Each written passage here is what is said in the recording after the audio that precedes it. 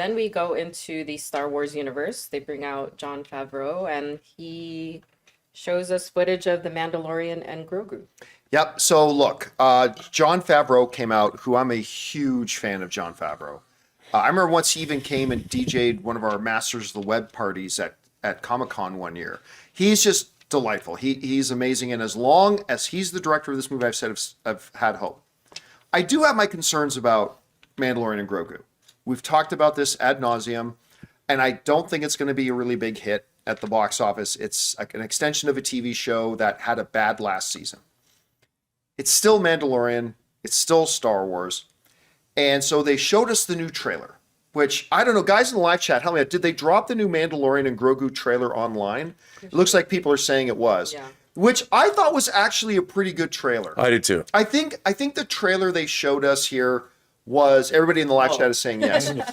I think it was easily better than the first bits they've showed us. So it was a good trailer, and it was the first one that made me feel kind of enthusiastic.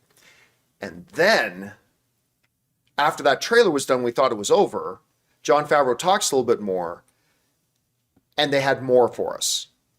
They showed us the first 17 minutes of the movie.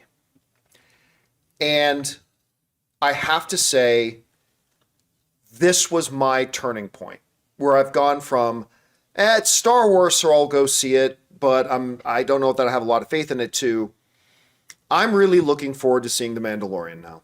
I am. I still don't know how much it's going to make. I don't know how successful it's going to be. I don't know how the movie as a whole will be when it's all said and done. But the first 17 minutes were pretty good. Now, I also got a little bit of bias because I'm a big fan of Rebels. And to have Zeb featured so prominently in the movie now is pretty cool. I like the story setup. The action sequence, there was a lot of action in the first 17 minutes. He's basically going out and hunting down former Imperials and taking out a lot of people as he does it. And I just thought it looked great. I really did. So, look, it's not the best thing I've seen at Cinemacon, but it was definitely something that gave me a lot more faith in this movie. We'll see if it kind of pays out. Soul, you watched the first of all, the new trailer and the first 17 minutes of the movie. What did you think about it? Same as you, man. Like I thought it was super fun. Like it gave me a little bit. I mean, John Wick isn't the right like necessarily metaphor, but it gave me a little bit of that like hired assassin just like coming to collect bodies vibe, and with Mando in that role just like picking off like criminal masterminds. And so this whole opening is just approaching one of them and how he would go about like getting to that person. And the action was great, like the fighting was great, there was like creative kills and like acrobatics and the bad guy was great. And so yeah, I'm hyped. I'm psyched. Make no mistake, the Mandalorian is an artist of murder. He kills a lot of people, and he does so without blinking an eye or any remorse. Or, like, he's even got some stormtroopers totally incapacitated. Not good enough, because he comes back to them. Like, he'll take a guy out and totally incapacitate them. Move on, kill another couple of guys. But he's like, don't worry, I haven't forgotten about you. And he comes back to kill the whatever. I think that's what made me think about John Wick, is like the two in the body, one in the head. Like, you know, and making sure people that are down are out. Like, that's what he's doing to these guys. Yeah, and he used everything. He did some melee combat, obviously a lot of gun fu. He used his flamethrower a lot. Brilliantly. I love it when he uses his flamethrower. So anyway, there's a lot of that and a lot of murder. I thought roughly, at one point I started to keep track in my head, I think he had 35 bodies. I think there were 35 bodies in the first 17 minutes that he dropped. But anyway, Cody, what did you think about it? Well, my biggest fear has been that it's just going to feel like the TV show, you know, and the special effects looked really good. And John Favreau even talked a little bit at the beginning about how they were able to travel around the world and shoot this more practically than they've been able to shoot the show previously. Right. And that really showed. This turned the page for me as to I'm definitely going to go see this now. I was really on the fence about whether or not I was going to see this in the theater, which really kind of bums me out because I love Star Wars so much. I just feel like I don't know what the story is going to be beyond the 17 minutes we saw, but I feel like I kind of know what I'm going to get. And I'm looking forward to it, but I feel like it kind of lacks like a sense of peril because nothing bad's going to happen to Baby Yoda. And I don't think they're going to kill the Mando. So I'm just not super excited about it, but it does look much better than before I saw this footage. So, Somebody's in the live chat's asking too, because one of my big concerns, like you were just saying, was it's going to look and feel like a TV show. Because that's what the trailers have felt like to me. They felt like promos. This felt cinematic.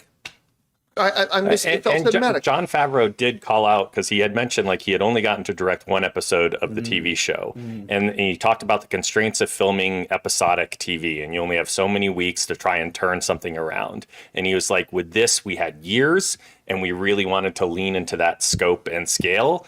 And I think, yes, seeing some of those, what are the big robots? Were those AT-ATs? AT-ATs, yeah. Coming across and like that whole action sequence, I was like, yeah, that they're not putting this in the, what we saw didn't feel episodic to me. Anyway, Rob, what do you think about the stuff we saw? I agree with everybody. But you haven't seen it, but every time all of us have been talking, the whole time that we've been talking, Rob's body language has been as we've all been talking. So I'm not going to be surprised by whatever you're about to say. No. First of all, I did appreciate it looked cinematic, like you pointed out. Yeah, I did. I think my criticism of it is also kind of my criticism of the show in terms of technique. It seems like everything is 10% too slow. Like all of his movements. There's even a shot when he walks in. I agree with that in Book of Boba Fett, but I didn't know if that in felt this. like this I just slow. keep feeling that there's even a scene where Zeb and him walk in to see Sigourney Weaver. Yeah. They even walk in too slow into that door. Now this is maybe it's just a personal preference, but a lot of the shots that when he was fighting, great stuff. But I couldn't help but think of, because it's he fights his way down the entire length of an AT-AT. And it was pretty badass. Yeah. But I couldn't help but think like John Woo and in the hospital fight in Hard Boiled and how fast they move. And this felt like I wanted more kinetic action. All the action was great. Every time he took a I love that. I thought there, like you said, he kills a lot. I loved like when he knows two guys are behind and he uses his flamethrower to smoke them out. Like split it out. That was really cool, and I really liked the production design. I thought because we've never seen the inside of an AT-AT like that before, not in live action, and I really liked like all that we find out that AT-ATs have little scout craft, that leave from inside them. That was really cool. And then he got on one of the little miniature the AT-1T. That was dope. Yeah, the way he scaled down the mountain. Yeah, I loved all that. I loved all Whenever that. I pull out a nerd thing like that, Ann gets a little turned on. they just dropped the figure of that from the Mandalorian. But for the most part, I mean, I did enjoy it, and I really liked when we got to that, like, it looked like a temporary rebel base, like something you would have seen in Vietnam with Quonset huts and stuff. And you saw the ships, how they had landed, and it was really cool. And I really love the explanation for where the Razor Crest came from. Yeah, because obviously that's the running joke has been somehow the Razor Crest has returned, but they address it right in the first 17 minutes about why it's back. Because some people were even speculating online, oh, this is a prequel movie. It's like, no, it's not a prequel movie. No. But they do explain in the first 17 minutes of the movie, like why he's got a Razor Crest back, and it perfectly makes sense and it fits in, and then they just move on. And it was a great comment on like rich people in the Star Wars universe and the things that they just shouldn't have. Right. Like whoever owned it, whoever they got it from was some collector. And Sigourney Weaver's like, yeah, we got it from a collector. I took it out and flew it myself. I had to try it out. I love that she's a pilot. In the trailer, they show her in full Rebel flight fatigues. I loved when she was talking to Mando, giving him a mission. Yeah. I thought that was great. She was great. By the way, some people are asking, so what's the general idea of the movie? They basically lay out, this is what the movie's about in the first 17 minutes. And I don't think it's a spoiler to tell you what the basic movie is about. So the Mandalorian has been working for the New Republic. And he's basically been on a mission. I think they dropped this information in the trailer, that he is just going around taking out the ex-Imperials, the ones who are still like warlords and running their own little territories, trying to bring the Empire back. And they send him out to take these guys out. So now he just comes back from taking out the first Imperial overlord. He takes one out. That's right at the beginning of the movie. He comes back to the base, and Sigourney Weaver, this is the part we see in the trailer. She's sitting in a room waiting for him to come back. And so here's the basic thing. There's one big Imperial commander that they do not know what he looks like. What did they say his name was? It wasn't Coin. It was Coin. Yeah. Okay. Because there's Hunger Games.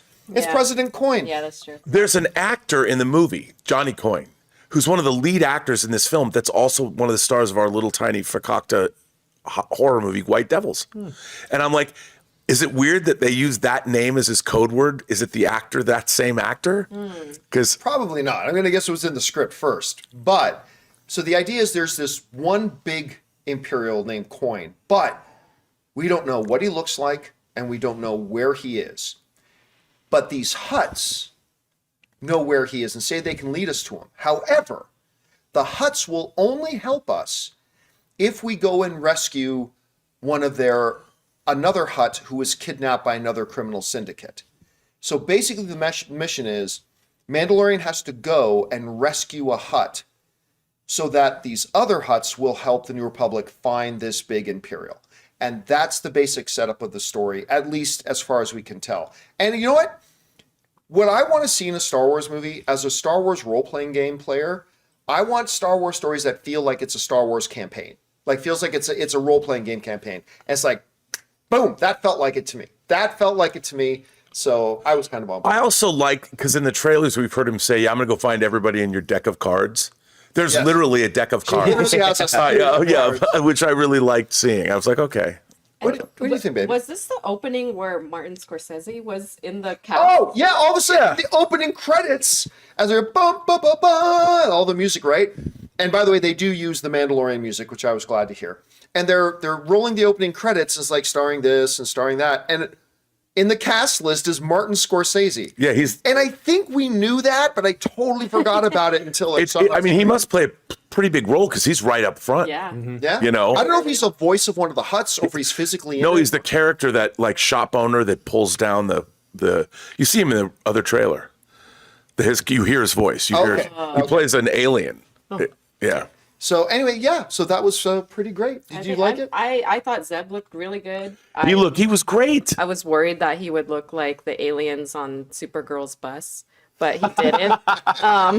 Is that the same actor that voiced him in Rebels? Yes. I think so. Yes, I Yeah. think so, too. So For he sure looks it is. fantastic. I think, and there's some comments I'm seeing scrolling through the chat around, is Mando going to be in some sort of peril to where his character will not be alive at the end of the because movie? I'm not as convinced There's no as way. Cody is. There's no way. I think he might. I think he might. 'Cause I don't think Pedro's going to be playing the character anymore. That- Let's put bets down right now. And it's been a long time coming to I'll tell you where what. Give me 5-1 odds. I'll take it. yeah. I'll give you 5-1 odds. You'll give me 5-1. yeah, yeah. Okay, I'll There, take 5. bet. Like I don't. In general, I don't think he's going to die either. But I think there's a chance.